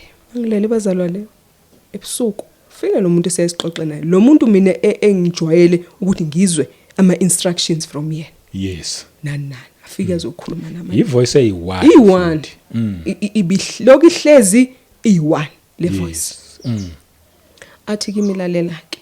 Ukusuka namhlanje. Uyaphupha ngaleso sikhathi. Ngiyaphupha ke manje. Alright. Uyakhumbula ngathi uthi umkhulekelile umntwana. Ngivume ephusheni yebo ngiyakhumbula. Ayisekho into eyoke yenzeke kulowo mntwana. Kuphelelisiwe manje. Okay. Wena uyazibona yini ukuthi usuhambile wena?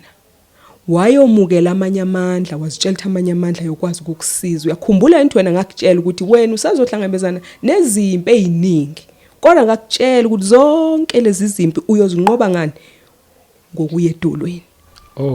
Awusayanga ke edolweni manje. Usuhambile wena wayefuna olunye usizo olungahambisani iqobo nendaba yedolo. Engakutshela ukuthi iyona indlela yakho yokunqoba noma ngabe yiphi impi oyohlangabezana nayo. Le mpi le beyidinga idolo. Yes. Beyidinga ukuthi noma ngabe uyabona ukuthi lento kuthatha isikhathi ukuthi iyenzeke kodwa uthembe uhlale ukhuluma ukuphila esimeni ngisho usibona ukuthi akukabe bikho ukuphila ngaleso sikhathi. Yes. Wasu involve zonke lezi zinye izinto. Kungakho ngithe kuwe ke awuzukwazi ukungena naleyo nto ngoba kahle ke bekufanele namhlanje sivale ichapter ngalento le yokuthi phuma kulento buyela uyazikhumbula ukuthi ubani. Imaphi lamandla osubona ngazathi azokwazi ukusebenza ukudlula lawo awekho. Ekseni uzovuka uyoyilahla leyo nto. Yes. And uzawukhuleka wena uzehlukanise nalamandla ngoba kahle wena usuhambe wayokhothama kuma altars athize and wena ukwazi ukukhothama kulawo ma altar. Yeah. Uzovuka ekseni uhambe uyolahla leyo nto. And wena uzawukhuleka uzozihlanza kulento obusuzifake kuyona manje. Wafaka nomntwana because the greatest danger yokuthi ngesikhathi wenza lezi zinto awufaki wena kuphela kodwa ufaka nalo mntwana kulama altar. And lo mntwana uzokhula ekhula under i-guidance yalama altar lawo. Uma ngabe wena ungamhlukanisile nawo. So ke njengoba lo mntwana manje simbhece igazi lesivumelwano ayikho enye into eyophinda isebenze empilweni yalo mntwana ngaphandle kwaleya lesisivumelwano lesi. Hayi lezo buso wena usumfaka kuzona nazo zonke lezi zinto njengoba busungu uzofika la endlini ushise nani kanti awazi ukuthi lezi zinto ziyokwenza ziconnect impilo yalo mntwana ebumnyameni ngaso sonke isikhathi. Uyoloke edonseleka manje kulama altar ngenxa ukuthi ubani onikele ngaye umzali wakhe. Bakithi ngaba bazali bayezwa ngabantwana bethu. Ukuthi sibanikela kuphi? Bazalwane ngiswabe ngalolu hlobo.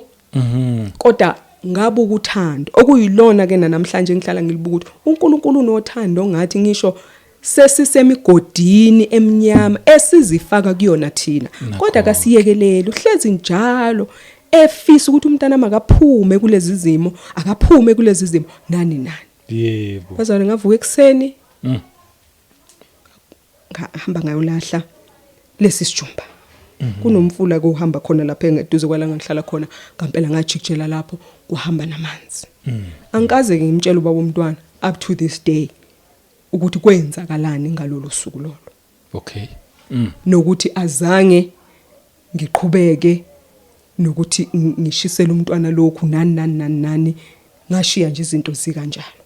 Okusho ukuthi naye akaphindanga wabuza futhi ukuthi umntwana unjani. Wabuza ukuthi umntwana unjani ngewisdom nje engayinikezwe ubaba yokuphendula nje ukuthi hayi umntwana uright konke kuhamba kahle yazi umntwana akasenankinga.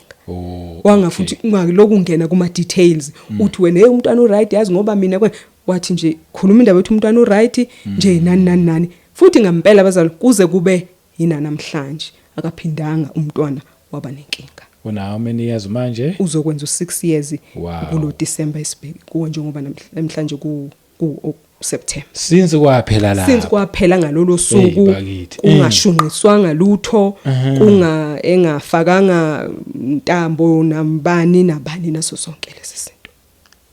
Lo ngabuyisa ngoma lena nekuyena eJabulani owathi lo muntu la uyena okufanele ngabe ungitshela indaba mina.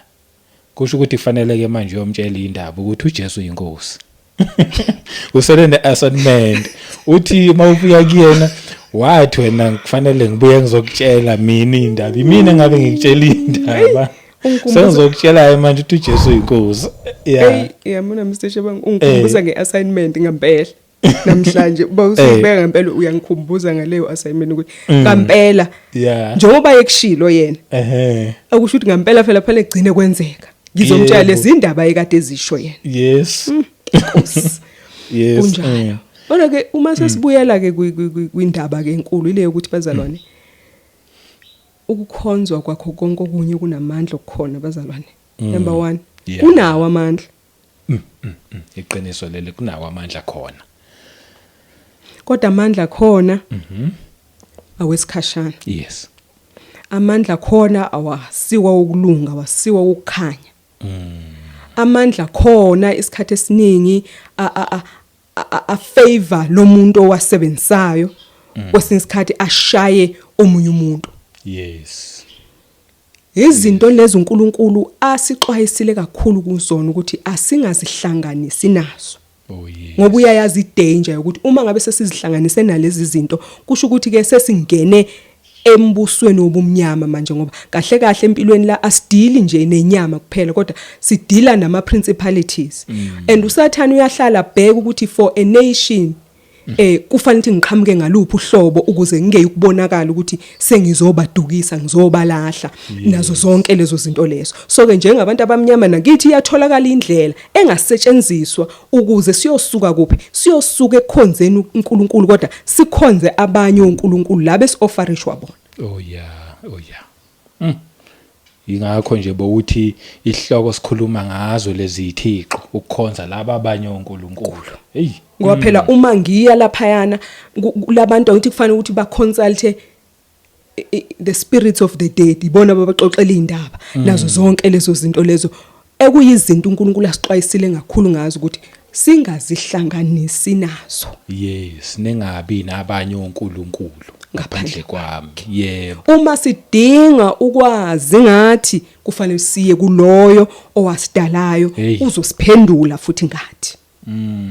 Oh yes. Ngoba uma sikuNkulunkulu thina kufanele basincike kumoya oyingcwele. Umoya oyingcwele uNkulunkulu akalenzi iphutha. Uma bekunento oyidingayo ufuna ukuyibuza iya kuye. Be patient futhi. Umlinde. Uzovela yena ngendlela yakhe kodwa into angeke ayenze ukuthi angeke ahlala ngabuyi nempendulo kuwena. Yes. Sekufanele ube umuntu alert ukuthi konje ngeke ngakhulekela ukuthi ngabuza lokho na kanjani ubaba uzobuya akuphendule. Futhi ayikho ke lento bazalwane nje yokuthi uNkulunkulu uyashesha ukuzwa uyaphuza ukuphendula uNkulunkulu nje wesikhathi sakhe bazalwane.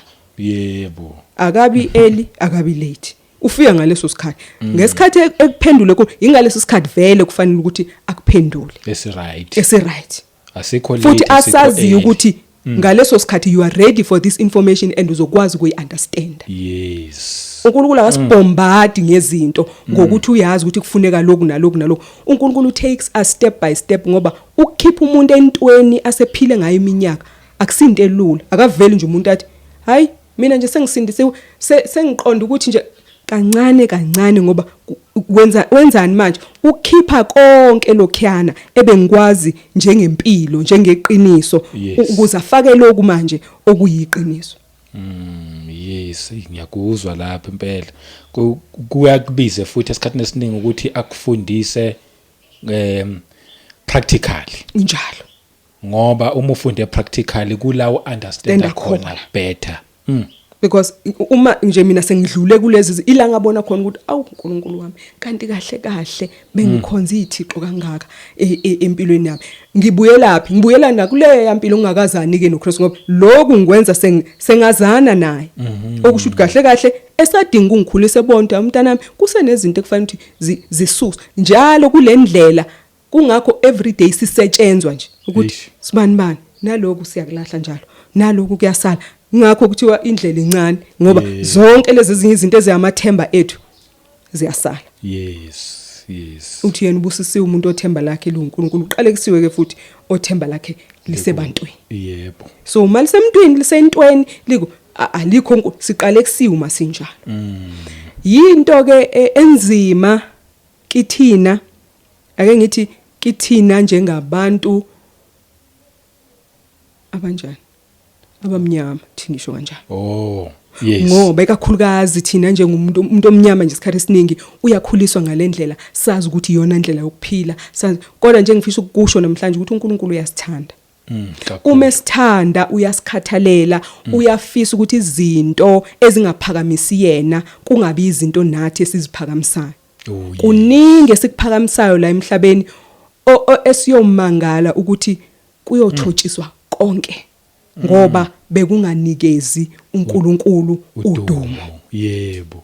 Namhlanje singachazwa ukubona abantu begijimela endaweni ethize noma kumuntu othize begcwala khona simbona ukuthi kuthiwa unamandla wenza lokhu nalokhu abanye bangaze bavuthisa imililo zonke lezo zinto lezo ngesikhathi esifanelekileyo ziyothotshiswa. Ngoba iquestion ukuthi kulezo zinto uyalithola yini udumo? Akalitholi. Uma engalitholi udumo akusukho kanjani akusikho kwakhe. Ukuthi sikubona kusebenza kusho ukuthi okwakhe. uNkulunkulu unothando lisabekayo ngomuntu. I realized that to extent yokuthi uyazi noma uthi uhleli ubuka ukuthi uma ngabe uNkulunkulu wakwazi ukulanda mina obishini ngoba uyazazi ukuthi ububishe kangakanani. Angilande kulolu bishi angikhiphelana. Kusho lo muntu unothando uyangikhathalela. Kusho lo muntu udele konke ngenxa nje yami. And yilento esenza ukuthi njengabantu abazalwane uzwe umuntu ethi nihlushwe yini kangaka uma ngabe phela nina sensindisiwe namukelelo oKristu keep lo Kristu to yourselves. Asinankinga ke thina qhubeka nendlela asikwazi ukwenze njalo bantu bakaNkulunkulu ngoba lolu thando uNkulunkulu asikhombisa lona usigcwalisa ngalo nathi ukwenzela ukuthi nathi sikwazi ke manje ukuthi sibe nalobu buhlungu enhliziyweni bokukhumbula ukuthi sasingobani. Salandwa lapho bese sikhalela ukuthi awu Nkosi nomndeni wami kodwa nezihlobo zami kodwa kulobu bumnyama nakho konke lokhu baba ngiyafisa nabo alitshale loluthando akuthuleki uma ngabe uKristu sowunaye ngoba ukhumbula lawa landwa khona. Yes. And uyafisa ukuthi nomunye umuntu ali experience lolu thando. Asikusho lokho ngoba singcono ngoba kufanele ukuthi lento si clarify ebantwini and asikho ngcono ngalo futhi akukho nje into special umuntu ayenzileyo ukuze afumanise uthando likaNkulunkulu. Umusa cha kwaba umusa. So lo musa kufanele si extend nakomunye umuntu. uNkulunkulu ke uses vessels ukuze ukwazi ukudlula lokho. Sikufunda lokho ngisho ezwini lakhe. Uyasebenzisa ama vessels ukuthi uzongigijimela elapha, uzongigijimela, uzokwenza lokho, uzophila lempilo ibonakale ngoba uthi uNkulunkulu uma ngabe sesisindisiwe kufanele ukuthi thina nemndeni yethu angazi ngesizulu lithi kodwa impilo zethu they shall be for signs and wonders. Yebo. Okusho ukuthi imangaliso zikaNkulunkulu fanele zibonakale kithi. Abantu abangaziyo ngingakakholwa fanele babone ukuthi impilo yakhe seyashintsha ngempela. Samazi phela kwakukuthi okusho ukuthi la uNkulunkulu wakhe uma ngabe ekwazi ukwenza nje hayi nami ake ngimzame. Ngaleyo ndlela utholta azange washumayela kulowo mzalwane kodwa uphile lempilo yensindiso wayihamba phambi kwakhe bese naye agcine lideleka ngempela kuKristu. Bakithi kuuthando ngiyayithanda ubufakazi bakho buhle bukhulu ngendlela esimangaliso. Ngithanda nje nale party leyo ukuthi abantu bangacabanga ngempela ukuthi siyabacefezela.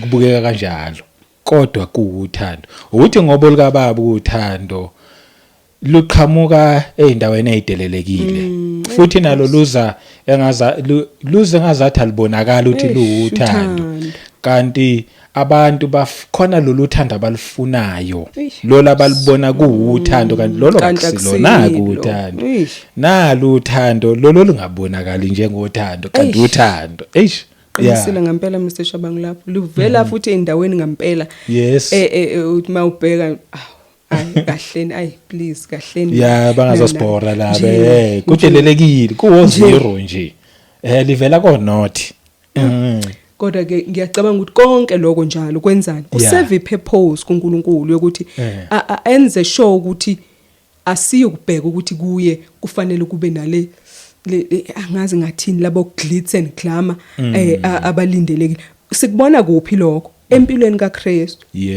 uKristu babakhe umnikazi wesilver negolide ngokomqondo womuntu nje like womuntu ngelogic yomuntu uKristu kufanele ngabe hayi man wazalelwa at the best hospital ekade ikhona ngaleso sikhathi noma kwangathi impela wayengazalelwa kwi5-star hotel noma kuphi ngenxa ukuthi uKristu ubani kodwa buku ukuthi uzalelwa kuphi esitebeleni uKristu kufanele ngabe wayehamba ngokwethu nangokwelogic yethu ngama private jets wayehamba apho uKristu wayehamba on foot ngenyawo eshumela likutshela ukuthi wayephuma eSamaria shone eJudea asho ngani ngenyawo wayedla kuphi ukudlo okuspecial okuhlukile kunabanye abantu wayedla kanye nabo bonke abantu nama multitudes the very same food ababeyidla nazo zonke lezi zinto so lokho sekufanele ukuthi manje kusinikeze isithombe sokuthi uma ngabe kunalo Christ oportray ngalolu hlobo owenza ukuthi kube nezitule ezihlukile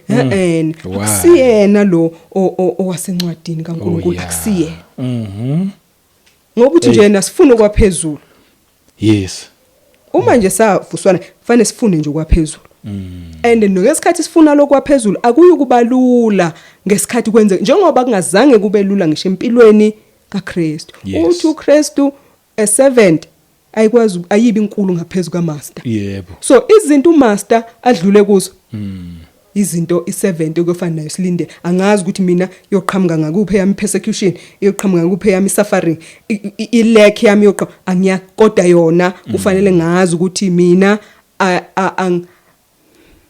axolizela amagama esilungu yona buya athi ukuchaza kahle I am not exempted from lezi zinto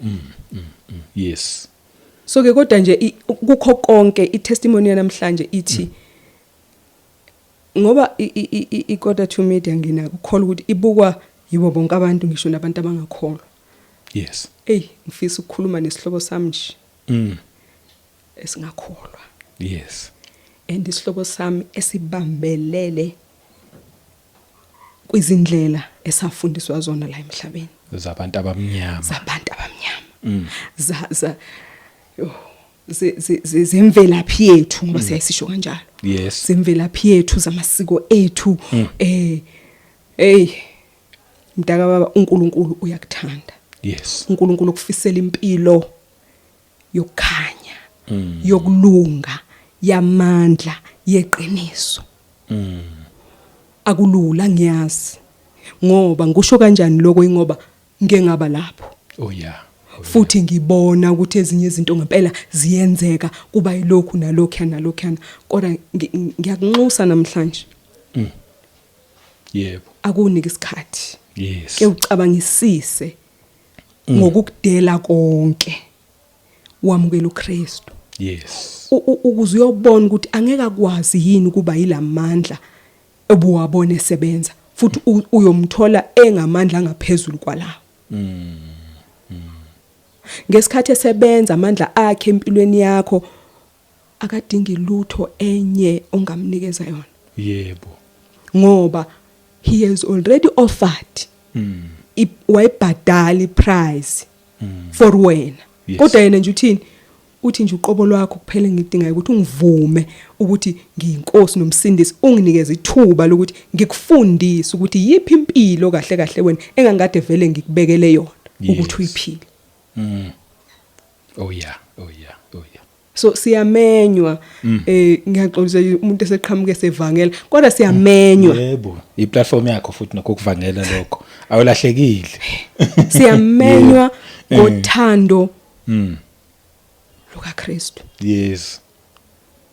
umzalwane osindisiwe akekho ngcono kunomuntu ongazani noKristu kuphela uneqiniso alaziyo. Yes.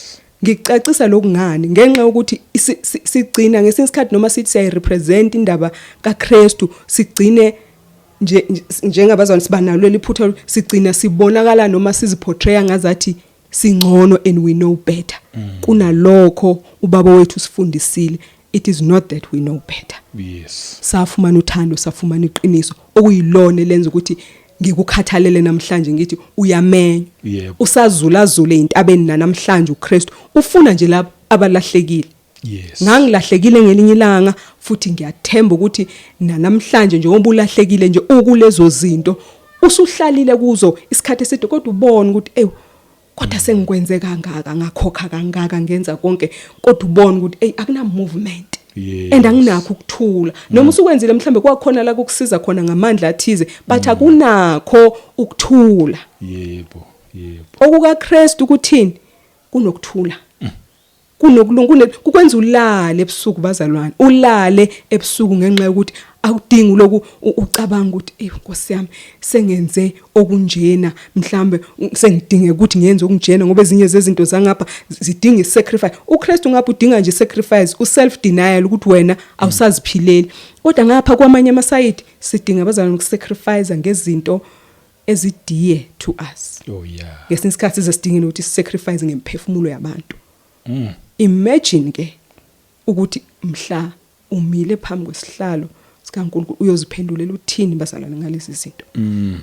Siyamenywa ke. Yebo. Kungenzeka futhi ukuthi usuze wafinyelele kwenzeni ngempela mhlambe suke wanikela nangomphefumulo womuntu kodwa namhlanje umnyango usavuliwe usathi uKristu yize kunjalo mina ngisakuthanda ngifuna ukukwamukela.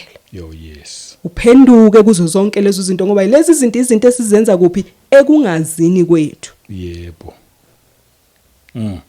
Kodwa uma kwenzeka sizithola ukuthi size siyofinyelela ekutheni umphefumulo wethu uhlukane nenyama singazange sazivuma lezi zinto singazange samamukela uKristu then ke lapho ke sisuke sesisengozini. Oh yeah. Kungesikho futhi ukuthi kusatshisa umuntu kodwa kuchazela umuntu ngeqiniso nothando lukaKristu. Oh yes. Sikhonza uNkulunkulu onjani womusa kodwa futhi sikhonza uNkulunkulu onjani oyijaji omahluleli. At the end of the day kufanele ukuthi aphinde asahlulele futhi usahlulela ngani ngeqiniso yena. Iqiniso yes. So ngesinye isikhathi ngayikhohlisa sithi hayi khulumani uthando iqinisa impela sokhuluma uthando lukaNkulunkulu kodwa fanele singalibali ukuwonishana ngokuthi uNkulunkulu lo womusa uhuye lo uNkulunkulu wani wejudgment. Oh yes. Hayi. Amnandi lamazwi akhulumayo. Amnandi kakhulu. Angazi ubusuqedile. Kukhona iphathinyana nje ngicela ukuyibuza sibuyele emva kancane. Wagcina utholile ngibuziswa ukuthi nje ukusiza umbuyele ekhaya.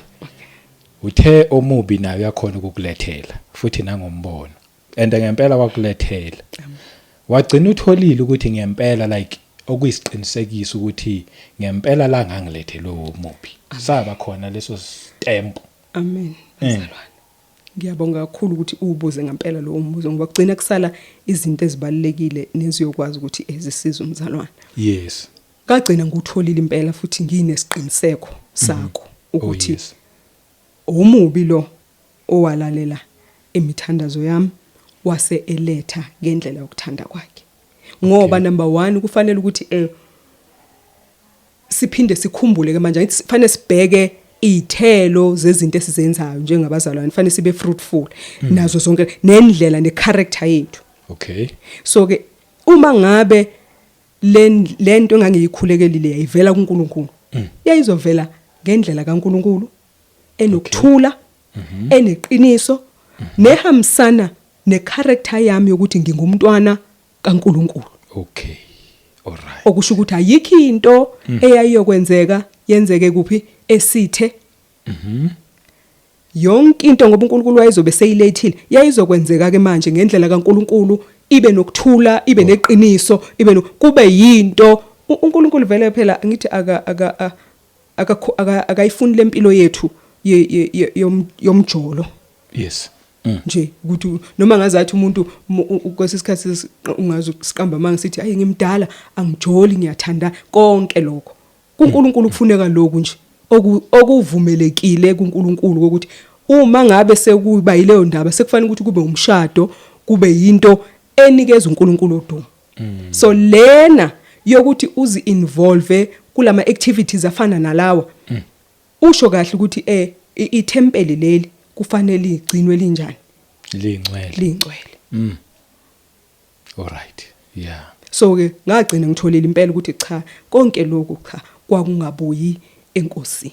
Hey, siqaphele bazalwane, amaphupho esiwaphuphayo, ama visions esiwabonayo, and nje isign elula yokubona ukuthi kubuya kuNkulunkulu yini.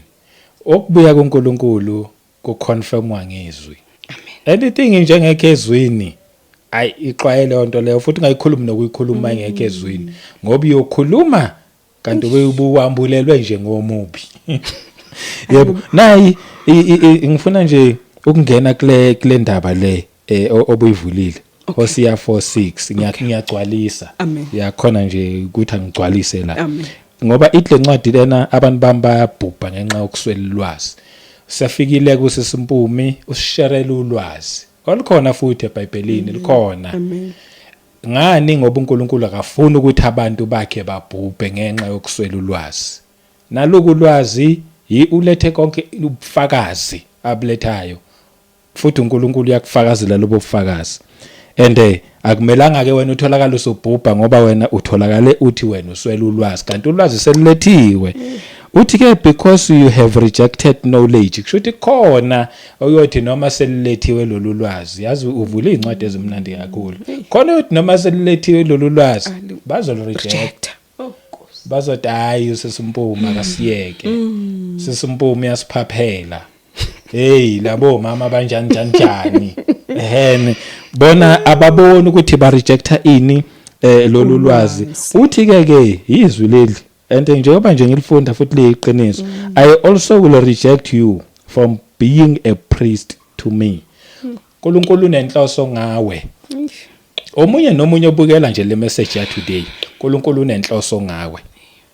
Ngenzeka kubu kodwa lenhlosa nayo kungaba ukuthi ube umpriest kuye noma ngabe yini kodwa kukhona lento okufanele ube yiyona kuye. Kodwa ngenxa yokuthi ureject ulwazi selilethiwe shiya oNkulunkulu lahla nje omadlozi nazo zonke lezi zinto. Uthi ke nami ngizokureject uhambe emhlabeni wawune purpose ugcine ngasenzakalanga. Yabona nje nawe kube wawumrejectile. Engikutholayo kuwe kulokuvela lento yobungoma. Yazi futhi ngingakayiqedi nje le ndaba ke sibuye kuyo le ndaba le. Before ufikile la khona waphonsa into entanyeni yakhe eTexini sasemncane. Ubuhlalu wathi mina ngibone sangoma. Usukhulile ke manje. Usohlushwa umntwana uyafika uzofuna usizo lo muntu ubone sangoma. Uthema uyixoxa lento lena mayibuya lezi zinto kumina kufika lento yokuthi kungenzeka yini kube khona izangoma okungezona izangoma but bekwabantwana bakaNkulunkulu baphethe ukukhanya kaNkulunkulu kodwa izangoma zabona izangoma bagcina ngokuthi nabo ba reject uNkulunkulu ba reject ulwazi bawele bungomini. Siyamthanda uNkulunkulu ngoba unendlela yakhe yokudrive izinto ngempela bekusala izinto ezibalekile. Mr. Shabangu. Uma siqala sisakhuluma ukuthi uNkulunkulu une purpose ngomuntu nomuntu. Each and every individual khona la emhlabeni. Uze ngepurpose ethize. Yes. Ngiyake kule part yobungoma nokuthi ubonakala kanjani uloku kuthiwa isangoma nasi yasibonakala ebuncaneni nasi yasibonakala uma sesikhulile zonke lezo zinto.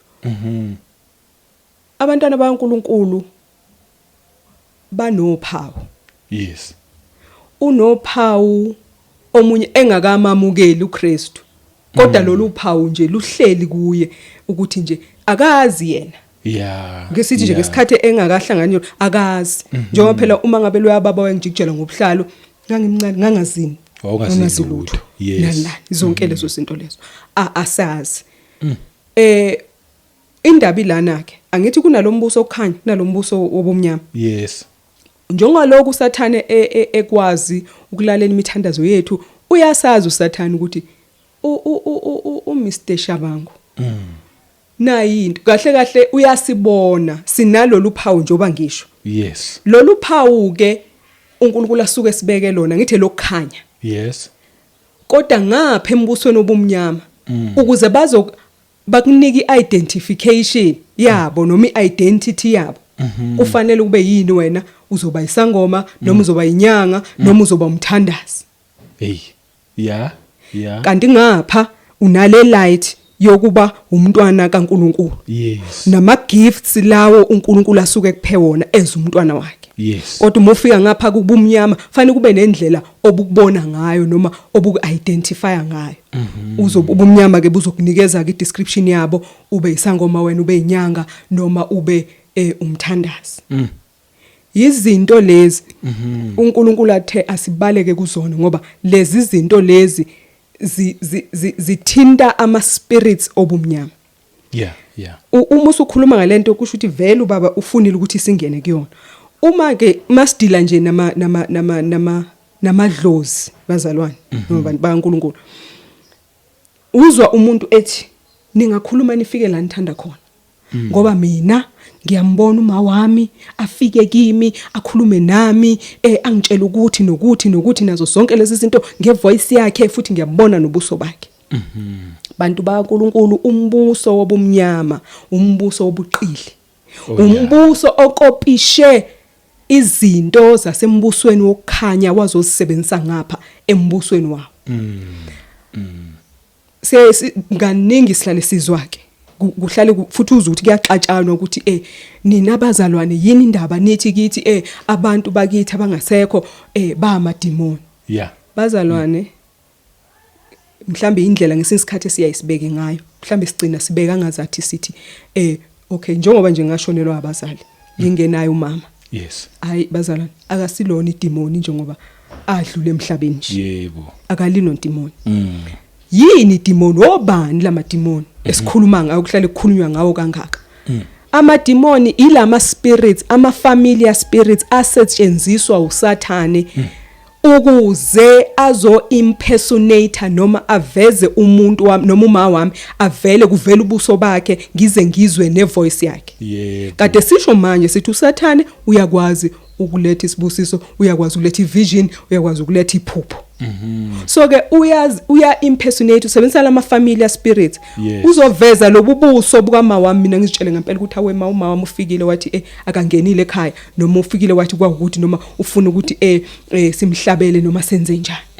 Masiqapheleke ukuthi abantu nje bakithi sebedlulile emhlabeni abasiwona amadimoni. Yes. Basezindaweni lapho belinde khona belinde usuku la wonke umuntu eyovuka khona avukele kuphi khona emisebenzini yakhe. Yes. Amadimoni yini yilama spirits uSathane awasebenzisayo ukusikhohlisa ukusideceive nokusilidela endaweni la uNkulunkulu engayi kusilidela khona. Bazalwane uSathane usemshikashikeni lana wokuthi unequlu afuna ukuhamba nalo naye abheke kule ndawo yobumnyama ngoba uyazi yena ukuthi angeke sashintshe ifaith yakhe. Isizathu esenza ukuthi uSathane akhohlisa umuntu kangaka yingoba yena uyazi ukuthi okwakhe akuseyokushintsha ifaith yakhe asezokushintsha. Unyanya nalolu thando uNkulunkulu athande ngalo umuntu lokuthi nomona uNkulunkulu umnikeza intethelelo and yena uyazi ukuthi akasasenayo. So ke yini ayozwisa ngayo uNkulunkulu ubhlungu ukuthi akadonse labantu bakhe ababiza ngabantwana bakhe abashonise kuphi ebumnyameni. So ke abantu bethu abazali bethu odade wethu obani bethu abashonayo abasiwona amadimoni. Kodwa amadimoni yilabantu bazalwane sisizithola sithenga izinkomo nezimbuzi sibahlabela yilabantu esesibabekela izinto ezithize kuma altar akusibo bazalwane laba bethu ababephila la besibabekela lezo zinto. Akusibona siyakhonza manje i-altar lesivulile and le altar yiyo le yalama familiar spirits. Izinto zombuso obumnyama they sound so genuine. zibe too good to be true. Njengoba nje uzwe voice ubona ubuso wenze konke. Counterfeit bazalwane.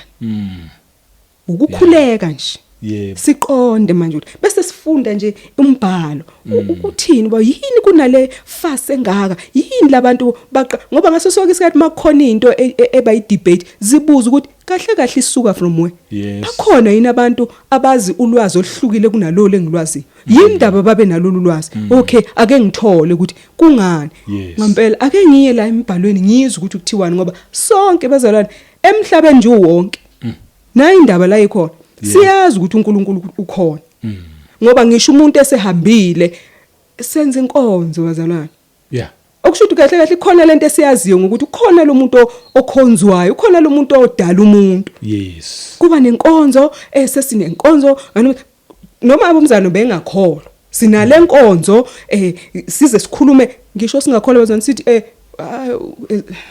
ezinye zezinto nje mhlambe abantu abangeke baphatheka kahle kodwa umuntu ufika athi uNkulunkulu akekho kodwa mase sihambile isihlobo sakithi to my mother in heaven my bani in heaven so ikhona lento eshoyo ukuthi ngaphakathi komuntu wonke kukhona ukwazi ukuthi kukhona indawo la siphelela khona ekuthiwa izulu yes nale misconception bazalwane yokuthi uma ngabe abakithi uma wami nje for instance njoba hamba nje use umediator useyakwazi ukuthi angikhulumele kangcono kubaba bazalwane akukwazi lokho kudlaliwe ngathi iqiniso lemsulwa lele hayi ngoba kuzondwa abantu noma abantu bengafunwa uma ngabe uma wami ngempela wayengakholwa kamamkelanga uKristu ukwazi kanjani manje ukuthi angikhulumele noNkulunkulu kwala ngisho noma bekholwa akakwazi kuba nje uNkulunkulu una ministering angels ukuwona wasebenzayo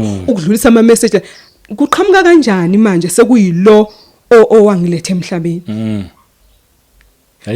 uma usicabanga ivele ibe bizarre ke mase ucabanga nje ukuthi bekwaziwa kahle ukuthi nje mhlawumbe isihlobo sami ukhokho vula nje umthakathi besimasi kodwa kuqiqi useyi-angel useletha indaba ezimnandi kudlala sikhohlisiwe masilifuna iqiniso masilifuna iqiniso ngalezi khathi nje uNkulunkulu uyasinxusa sonke ukuthi buyelane ekhaya buyani abantu bami nje bonke ababizwa ngegama lami uma beyithoba nje sivume ukuthi baba sonile yasoni sesihambile ngempela ngokwazi nangokuqonda kwethu kodwa manje siyabona sishayisile sicela ukuxolisa manje sicela usifundise umnene ukusifundisa bazalwane umnene injalo angisala sengiqedelela ithi because you have forgotten the law of your God uqeda kusho nje khona manje ukuthi ikhona lento ngaphakathi even umuntu engakholwa kodwa ikhona lento yokuthi ikhona kodwa izulu khona sebekukhohliweke lokho bawukhohliwe lo miyalelo kaNkulunkulu wabo abanye bawukhohlwa ke impela nje izwi belifunda kodwa nje bawukhohle umyalelo kaNkulunkulu wethu uthi ke uNkulunkulu I will also forget your children uthi nami ngiyokhohlwa ngisho nabantwana bakho okusho ukuthi lento esiyenzayo le ine impact kubantwana bethu kakhulu uma senza kahle uNkulunkulu akazukukhumbula thina kuphela uyokhumbula nabantwana bethu kodwa uma senza kabi kuNkulunkulu akhona ukuthi uyokhohlwa thina kuphela uyoza akhohlwe ngisho nabantwana bethu ingakho mseshaba kungakho nje kufika ukuthi kungakho sizithola sinento esiyayisizwe kuthiwe nje hey ama generational curses lezi zinto ziqubuka ngaloku ukuthi ababe phambili ba erect ama altars benza ama covenants uthola sekusafara kunamhlanje kunezinto kufanele ukuthi sikhuleke ukuze ziyonqamuka ukuthi singakwazi ukuqhubeka ukuoperate ezimpilweni zethu nezabantwana bethu ngoba sibanjwa yilezi ayivumelwane ezenziwa singekho okusho ukuthi kwenze njani yilento ukuthi si rejecte uNkulunkulu ngesikhathi imreject uNkulunkulu naye uthi njengoba reject ulwazi lwami nje nami ngiyonreject kanye nabantwana bami thola ukuthi uyisafa ke manje ngezinto esingazi ngempela nokuthi zazi iqalwe kanjani zenziwa njani kodwa ngenxa ukuthi ukule generation uzithola usafa rich kuthiwa nje hayi kuyaziwa vele kulomndeni nje njalo nje uma kusuka la makungekho kuwela kule nakulo kuwele kule nakulo kodwa kuKristu mayesefikile uyasipha amandla ukwazi ke manje ukuqabula lezo zibobo yonke lento ukuthi thina asisahlangani manje asisangeni kulawo ma covenants asikhothami lapho yebo thina singabantu besivumelwano segazi lika Jesu Kristu konke kokunye ayike manje mangabe kuwa kukhona kwagqitshiwe sithi nje ngalelo gazi kuyabola lapho kukhona mangabe kwakufasiwe siyakuqaqa ke ngaleli ngegama nje awubakithi ngoba uma ngabe kunento ethize futhi ke manje kufanele siyisebenzise ukuze sibone izinto zenzeka noma zishintsha inkingi iba sekutheni lamandla lawa semhlabeni ayahlulana khona angaphezulu kwamanye bathi ngisebenzisa umuthi la uyahlulana mayiqhamuka omunye gadla ngowakho ongaphezulu uyashayeka lo nana kanti kodwa manje kukhona amandla nje angaphezulu kwa wonke lamandla ukuthi nje masazile ukuthi amandla awo aleli gama angakanani uma siwasebenzisile asidingi ngisho ukujuluka sibe imanzi uma siwasebenzise nje leli gama linalifaya yonke into noma ngabe yeminyaka eminingi kangakanani yes hey bakithi hayi siyabonga kakhulu ubufakazi obulethile bukhulu ngendlela esimangaliso ngiyakholwa nje ukuthi ababukeli ngempela bayosizakala khona ukucoshayo la unawo ucompare uthi yazi lokho kwenzeka kumina lokho kwenzeka kumina shuthi kufanele ngenze kanje ngilungise lapha nalapha ya ngempela futhi makumele ukuthi lungisa amazwi nje mhlawumbe okugcina khona nje into evukayo isivele yavuka futhi ithi nyaza siqalanga umkhuleko because mina naye sikhuleke before so shoot amen kumele sibakhulekele abantu ke kuqabukele izibopho babophekile abantu babophekile ngendlela esimangaliso ke kuqabukela ama generational cases asebantwini kulaba bayokholwa masikhuleka nawe ubukhuleka nathi lapha ekhaya qashuke zonke lezo zinto lezo but before ke mhlawumbe amazwi nje okugcina bese siyakhuleka amazwi nje okugcina yes for namhlanje ngisho wona for namhlanje ngiyacela nje ukushiya nje lemibhalo abazalwane abantu nje bonke bayosifundela umuntu kwecomfort yekhaya lakhe incwadi yomshumayeli umshumayeli uchapter 9 angamfunda nje wonke kodwa lapha yana ku4 5 6 no verse 10 afunde umzalwane kuDeuteronomy chapter 18 no verse 9 kuya ku14 afunde izenzo u16 uverse 16 kuya ku18 yes Hebrews uchapter 10 verse 4 incwadi yokuqala kaTimothy uchapter 4 uverse 1 nabase Efesu uchapter 6 uverse 12 oh yes lapho nje inkosi isiqwashisa ngendaba zamadlozi ngeindaba zokukhonza uThixo basemhlabeni ngendaba yokuconsulta nazo zonke lezo zinto nanokuthi ke thina uthini ngathi uma ngabe siqhubeka nalezo zinto oh yes emazwini nje okuvala ngithi mina yeka lo muso ngaka uyeke nalothando lungaka sinikezele lona ubaba lokuthi namhlanje sibizwe ngabantwana bakhe yes ngithi mina ngikusho lokhu kimi ngikusho kumuntu obukele nolalele ukuthi kukhona usuku la inkosi yosikhumbuza khona ngokuthi kuye kwafika izinto ezithize ezifana nalezi eindlebeni zethu asibuza ukuthi wenzani ngalolo lwazi ngabe walisebenzisa yini ukuzama ukubheka noma ukuhlola noma ukuexamine ifaith yakho ngoba khona la umpostoli Paul ekhuluma khona ukuthi kufanele ukuthi siexamine ukukholwa kwethu sik-examine ngani ngoKristu sibheka ukuhamba kaKristu bese siyabheka ukuthi ngabe nathi sihamba ngawo yini umkhondo lo uKristu ayihamba ngawo makwenzeka sibone ukuthi kukhona la engathi ngiyasala khona engathi uKristu akahambanga kanjena masikuhlolisise lokho sicela uNkulunkulu asambulele sikulungise ngoba kahle yonke le ndaba nje isekutheni masifunde kuKristu yebo sinamathelo masike safunda kuKristu sahamba lapha ehambe khona sabuza kuye yonke into nala sidideka sangayogijimela kwezinye indawo na kanjani siyoholeleka eqinisweni njalo yes singakulibali lokhu bazalwane ave kubalulekile ukuthi nanoma ikuphi lapho sikhona njengabantwana bakaNkulunkulu masikufunde lokhu funda ukuziyela kuNkulunkulu. Oh yes. Funda ukuzikhulekela kuNkulunkulu. Yebo. Ezinto eziningi othola ukuthi ziyideceit namhlanje azikhona ukwenzeka kubantu aba-understandayo ukuthi baku relationship noNkulunkulu. Ukuthi izwi lithi uyedwa umediator. Yebo. Lithi umuntu uKristu Jesu. Kodwa manje bazalwane sazi kahle ukuthi ikhethini laxetshulwa. Yes. Lathi malihlejulwa sanikezwa iaccess.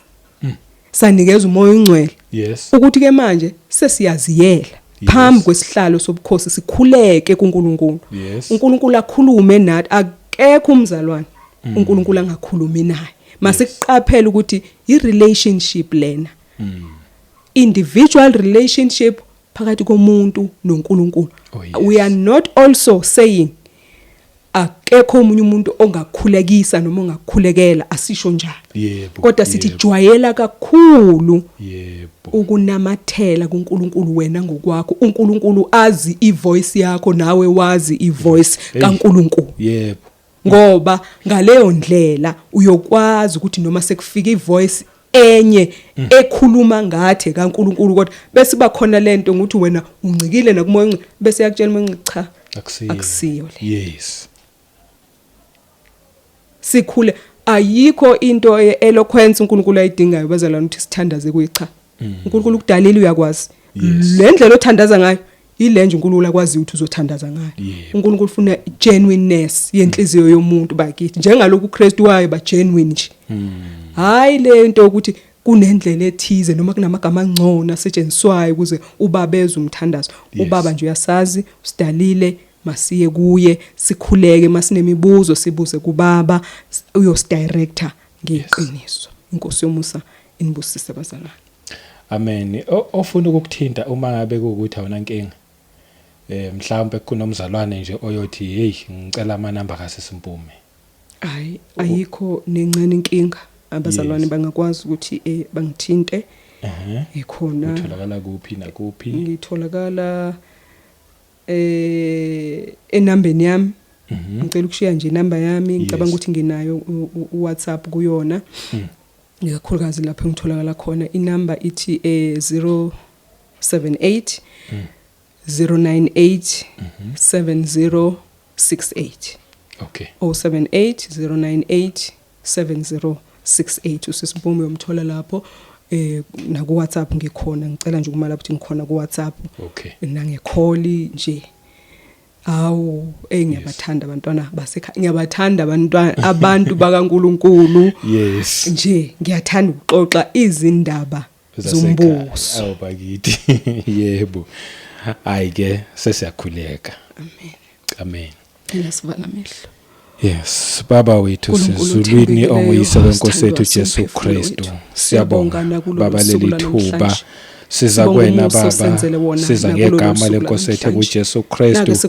Sibonga leli thuba osiphalona sizoqalekisa ke Baba yonke imoya yobunyama. Izwi lakho Baba selikhulumile, izwi lakho liyaphila, izwi lakho linamandla. Zonke izibopho ezaboshwa kubantwana bakho sithi ke manje ngegama lenkosi yethu uJesu Kristu kulabo abalizwayo izwi lakho abakholwa kwizwi lakho ayiqashuki izibopho right now ngegama lenkosi yethu uJesu Kristu. Baba makubuye isivumelwano sakho nabo baqale kabusha bahambisane nawe ngegama lenkosi yethu uJesu Kristu. Simelene nayo yonke eminye imimoya ngegama lenkosi yethu uJesu Kristu. Makubusa wena Baba wethu sizulwini kukhona konke neziqalekiso zakhulunywa against izimpilo sithi nabagulayo mabaphile khona baba baguliswa ngama-generational cases banezifo abayi-inherita kubazali babo sithi lezo zifo mazistophe ngamanje ngegama lenkosi yethu uJesu Kristu. Zonke lezo zifo yonke leyo mimoya yamadlozi sithi ngegama lenkosi yethu uJesu Kristu sayinyathela sayicindezela ayinamandla phambi kwabantwana abantwana bakho, abantwana bakho bebonke babakhululeke kuyindawo zonke ngegama lenkosi yethu uJesu Kristu. Bonke abantwana bakho la kufinyelela khona le message Baba, makwenze umehluko, babone amandla akho nobukhulu bakho. Siyabonga Baba, leli thubo siphe lona, kungumusa, kunguthando lwakho, kukhona konke sikuletha kuwena. Makufihlakale thina, phakame wena, phakame igama lenkosi yethu uJesu Kristu. Thatha udumo-ke Baba nakulolu suku lukufanele, nezibongo zonke ezingezakho, konke lokusikhuleka siyakubonga, kwelakhe igama elinamandla kuze kube phakade. Amen. Amen.